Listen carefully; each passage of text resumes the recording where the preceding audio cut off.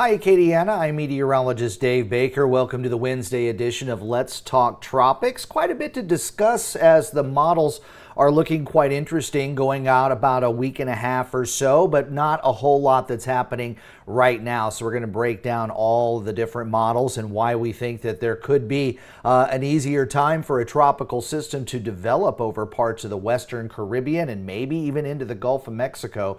We've got some very, very warm waters. We've also got some lower wind shear that's predicted for those areas. So models have been kind of blipping on this thing now for a few days. GFS has had something pretty consistent now for about 7 or 8 model runs. Canadian, about 5 model runs. So we're going to go through everything and kind of get you prepared as there's a possibility we could be looking at another tropical system close to home in the next week to week and a half. Right now we've got partly cloudy skies here in Lafayette. It is 90 and our heat index is 97. It is feeling very summer-like out there, and I think that is going to be the trend that will stick around for the remainder of the week and the upcoming weekend. Last few days, we've had a few widely scattered showers and thunderstorms out there. Today, we've got just a couple of isolated showers here over parts of Vermilion Parish, kind of popping up and dissipating fairly quickly. But if you live south of the LA 14 corridor in parts of Vermilion Parish, you're probably seeing at least a little bit of rain here and there, at least some tropical-like looking skies out there. As far as our traffic cameras locally, we've got partly cloudy skies. Looks like we've got a wasp attack there at the I-10 at the I-49, but traveling seems to be okay with a mix of sun and clouds out there and generally dry roadways. And as we look at the big picture here, we've still got a fairly decent trough of low pressure in the mid and upper levels. It's here over the eastern part of the country. That's part of potential tropical cyclone number 8's remnants.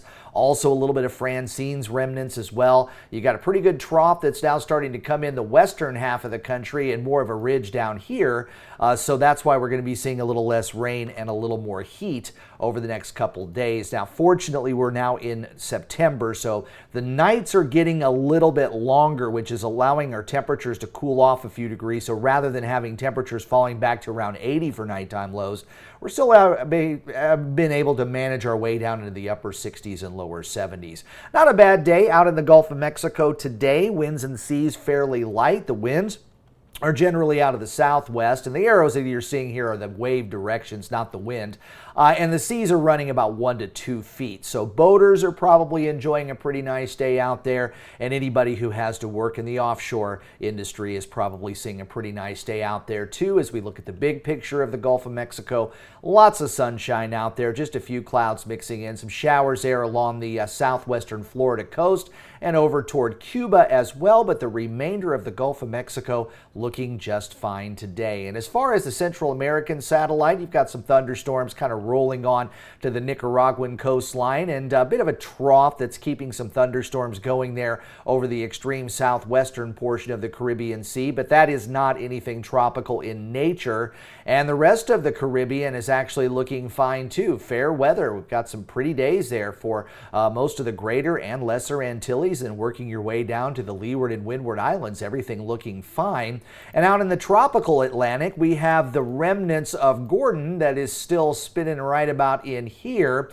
And the National Hurricane Center thinks there might be a medium chance that we might be able to see some of that coming up, moving on a little bit later on as we go through time. It looks like I'm watching the crawl here on the bottom of the screen. Looks like that, for some reason, did not update as I saw a PTC number 8 go by. So don't pay attention to the crawl this time around, as it looks like it did not update on there. But pretty much we're not looking at any major issues, at least in the near-term future. But I did want to point out that the National Hurricane Center is now, again, like the rest of us, looking at some of the computer models there with the possibility of low pressures developing over the western part of the Caribbean. But that was, again, going out beyond 7 days. So we're now starting to get into day 7 for the National Hurricane Center. So they think there's a low-end 20% chance we'll see some development there over 7 days.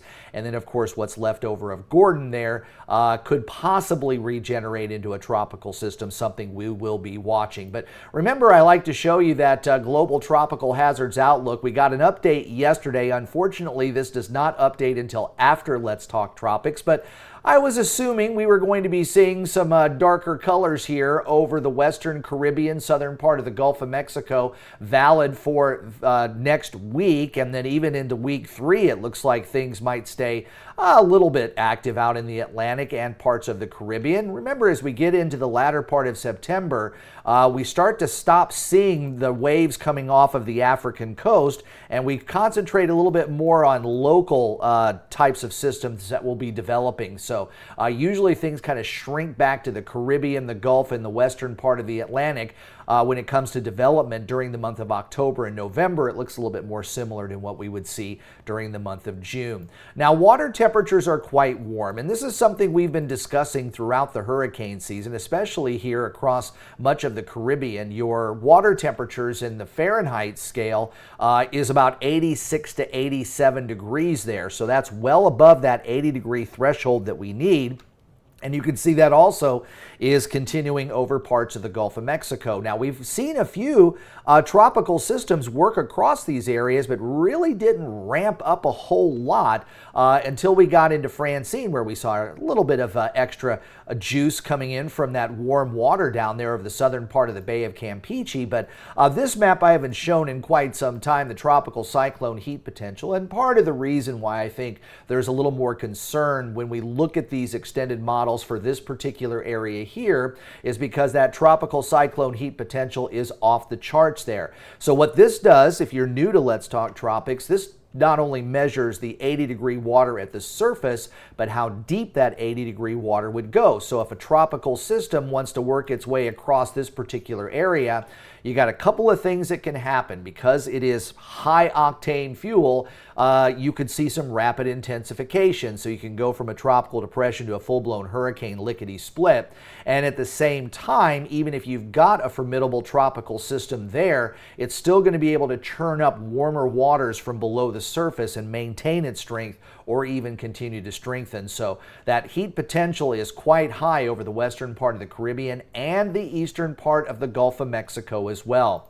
Shear is quite high over the Gulf right now, but it is considerably lower over parts of the development areas here, especially here across the Caribbean Sea, and we think that's going to stay that way for a number of days. There's going to be a little bit more shear starting to come in over the western part of the Gulf of Mexico at the end of the forecast cycle when we get out here into the 7, 8, and 9-day time period. So what we're going to do is we're going to go through some of the 10-day models, and I have addressed a couple of folks on Facebook about the 10-day, some saying that it's hype, and yeah, sometimes it can be hype. I see it a lot on Facebook where someone will put out a worst case scenario type of forecast picture.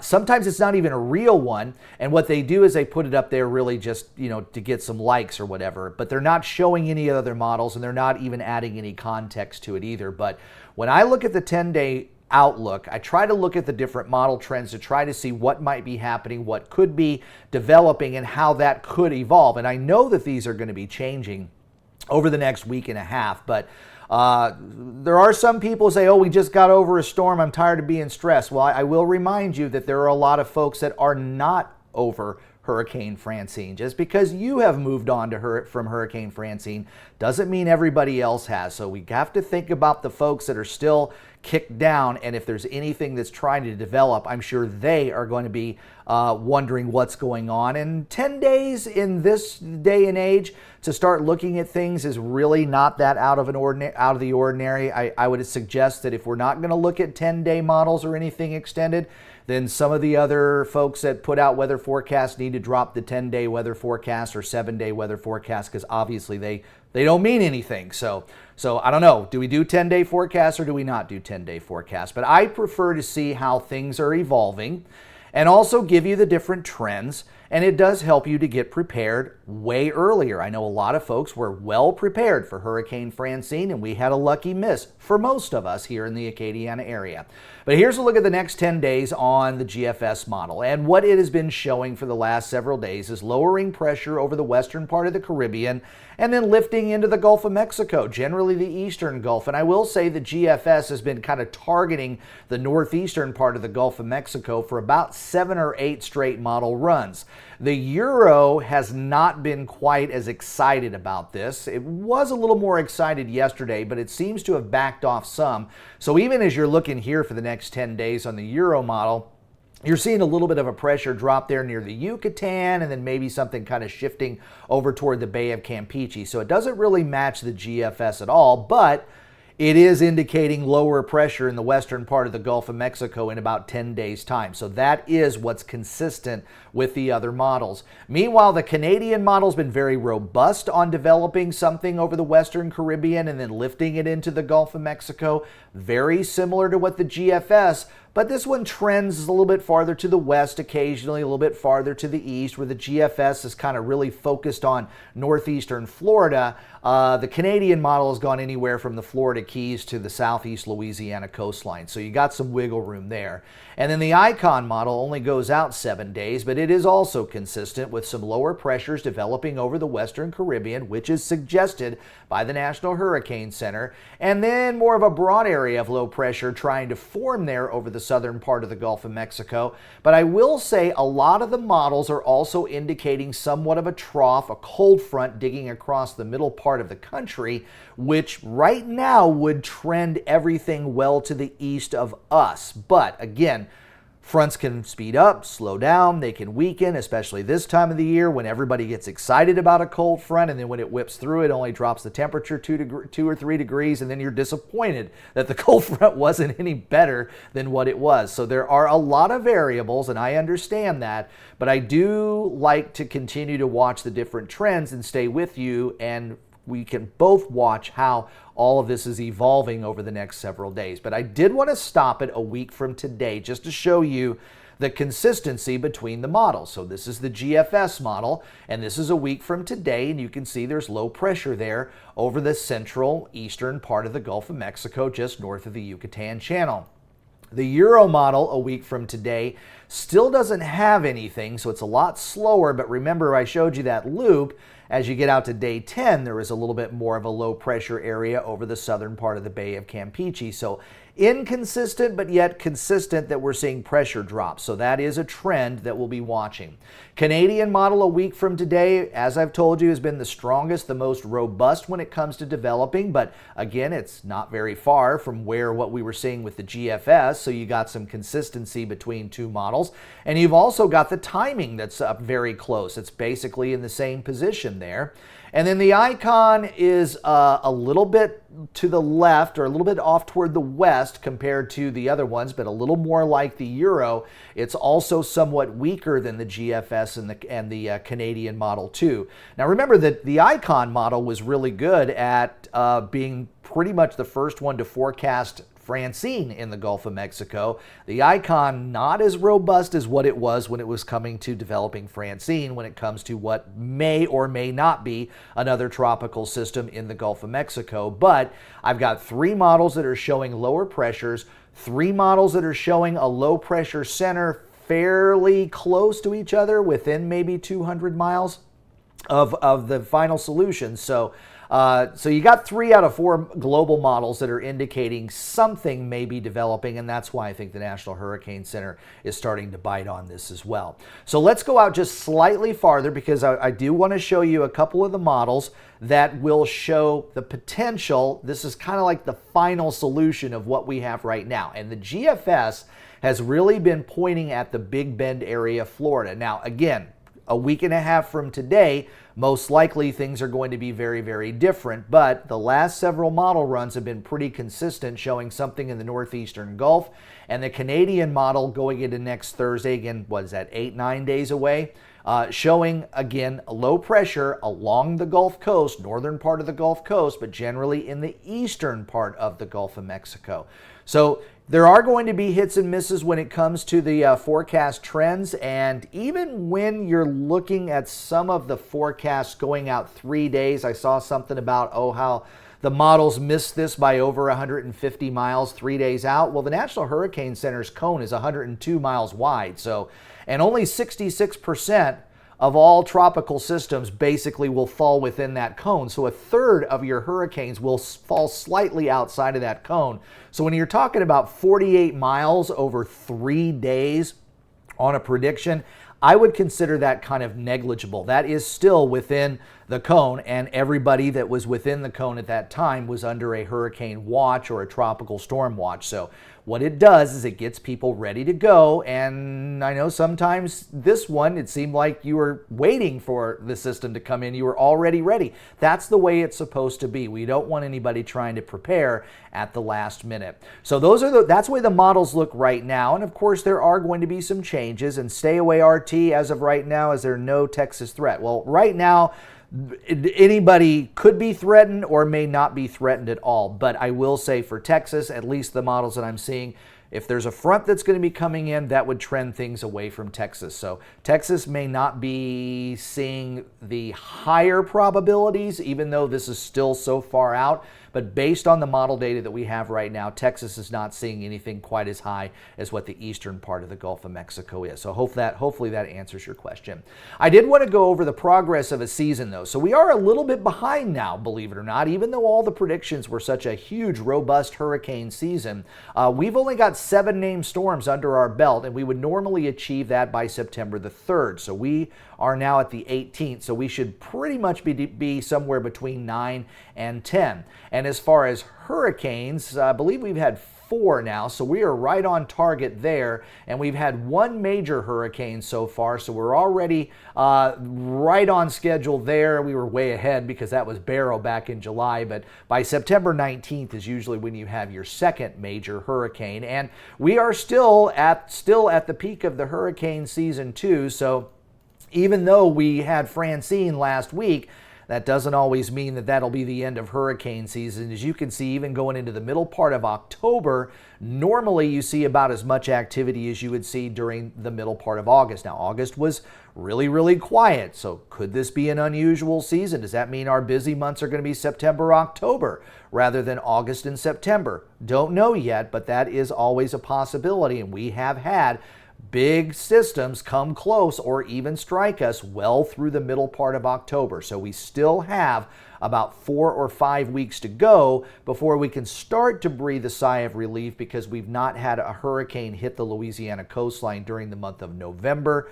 We have had tropical storms that have been very close to the coast at the very end of October, but we still got about 4 or 5 weeks. And you know, if you've lived here long enough, you know that you can have multiple storms hit the same area in the same year. It's happened before.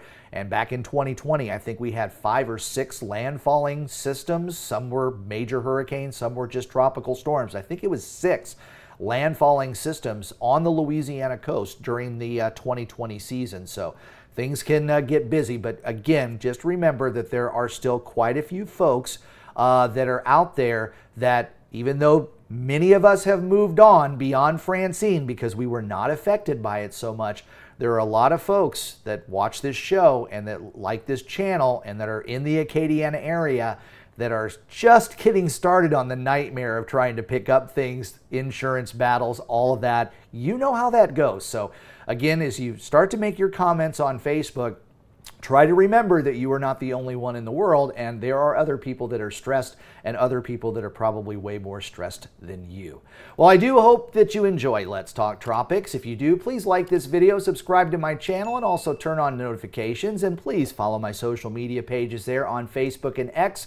And that way, if there's any other changes that are in between the shows, I'll post those with new model data. Whenever there's something interesting out there, I'll put that on my social media pages. And that way you can stay in the loop between all of the different shows. I'm Meteorologist Dave Baker. I hope you enjoy the rest of your Wednesday, and I'll see you on Thursday. Have a great day.